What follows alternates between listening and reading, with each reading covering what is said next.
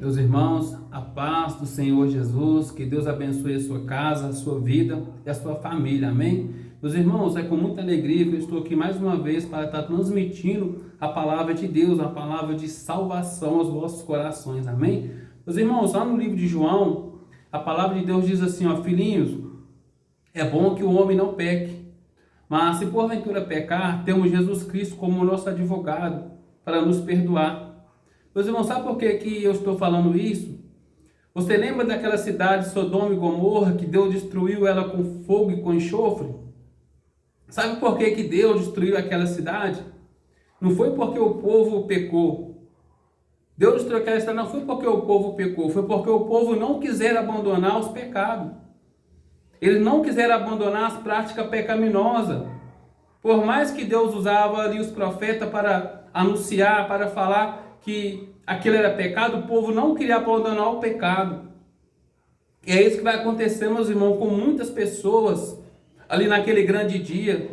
Muitas pessoas vão perder a salvação porque nunca quiseram ouvir a voz de Deus, porque nunca quiseram dar crédito à palavra de Deus. Muitos zombam da palavra do Senhor.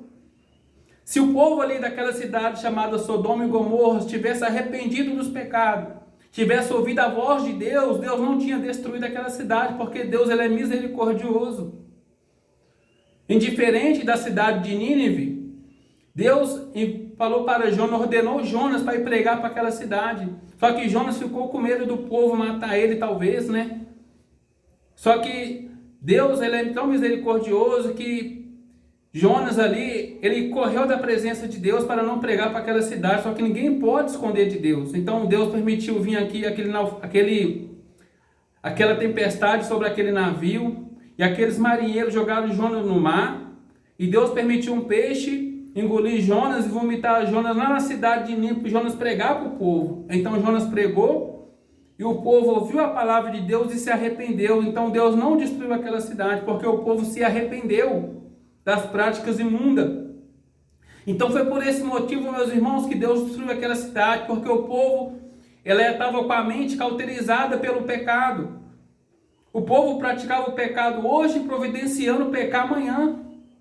O povo ele pecava hoje eles pecavam sem nenhum constrangimento pela prática pecaminosa. Porque quem não tem o Espírito Santo de Deus, meus irmãos, não sente vergonha com o pecado, para ele é algo normal. Para ele é algo normal praticar o pecado. Agora, na vida do cristão, o pecado ele é diferente. O pecado ele é um acidente na vida do cristão. Tanto é que a Bíblia diz que aquele que diz que não tem pecado é mentiroso. Mas não estou dizendo isso, meus irmãos, que você pode sair pecando, não. Cuidado. Deus ele é amor, mas ele é justiça também. Brinca com fogo, mas não brinca com Deus, não. Se você está ouvindo essa palavra, meus irmãos, se você não serve a Deus, se você ainda não entregou seus caminhos para Deus, Deus está de braços abertos para te perdoar, para perdoar os seus pecados. Não se envergonha, não liga o que as pessoas vão falar de você, por você estar servindo a Deus agora. A salvação nossa ela é individual, a nossa salvação é individual, meus irmãos. Cada um de nós devemos ali buscar o Senhor enquanto é tempo. Não se envergonha, se eu servir a Deus, fulano vai fechar a cara para mim.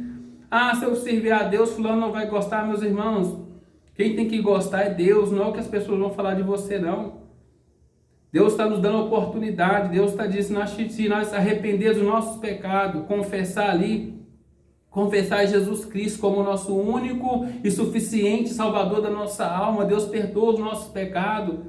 Escreve ali seu nome no livro da vida, meus irmãos, para que você venha ter sua salvação garantida. Agora, se você ouve a voz de Deus, se você ouve a mensagem de Deus e não se arrepende, meus irmãos, é muito triste. Nós não sabemos o dia de amanhã. É muito triste para a pessoa que parte dessa terra sem ter arrependido, sem ter consertado a vida com Deus. É muito triste, meus irmãos, porque a Bíblia diz que a alma é lançada no inferno. E no grande dia a alma é lançada no lago de fogo, sofrer eternamente. Mas Deus não tem prazer na morte do ímpio, assim diz a palavra de Deus.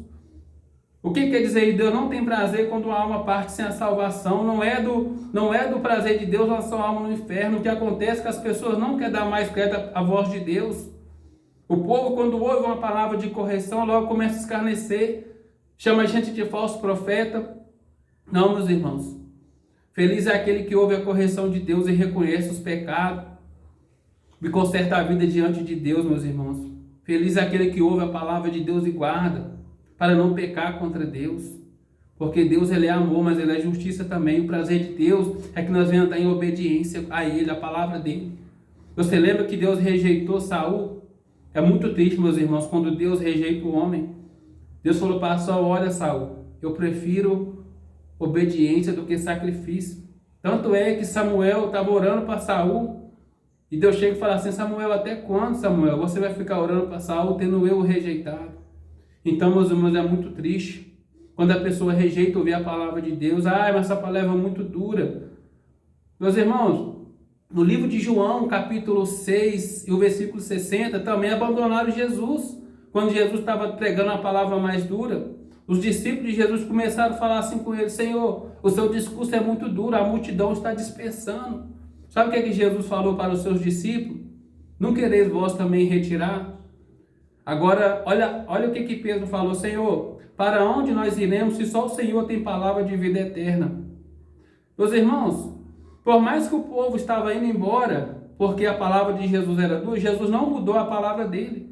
Jesus não voltou atrás, Jesus não pregou uma palavra de porta larga para o povo ficar. Jesus não obrigou ninguém a servir ele. Jesus não obrigou ninguém a seguir ele. Só falou assim para os seus discípulos: não quereis vós também retirar? E Pedro falou assim: Senhor, para onde nós iremos se só o Senhor tem palavra de vida eterna? A palavra pode ser dura, mas livra do fogo do inferno. A palavra pode ser dura, a palavra de exortação, mas te livra da condenação eterna. Quando nós ouvimos, dá crédito e reconhece que nós precisamos de consertar a nossa vida diante de Deus. A Bíblia diz que todo aquele que Deus ama, ele corrige e castiga. Amém? Para que nós venhamos ter a nossa salvação garantida. O prazer de Deus é que você venha buscar o reino de Deus, a tua justiça, em primeiro lugar, porque as outras coisas serão acrescentadas. Assim diz a palavra de Deus. Amém? Meus irmãos, que Deus te abençoe, meus irmãos. Vamos consertar a nossa vida enquanto é tempo, né? Para que não venha acontecer igual aconteceu com aquela cidade de Sodoma e Gomorra, porque o povo nunca quiser abandonar a prática pecaminosa. Isso causou a ira de Deus. Amém? Então vamos buscar o Senhor enquanto é tempo, amém? Porque em breve Jesus está voltando para buscar os seus escolhidos, amém? Meus irmãos, guarde essa palavra no seu coração, que Deus abençoe a sua casa, a sua vida, a sua família, amém?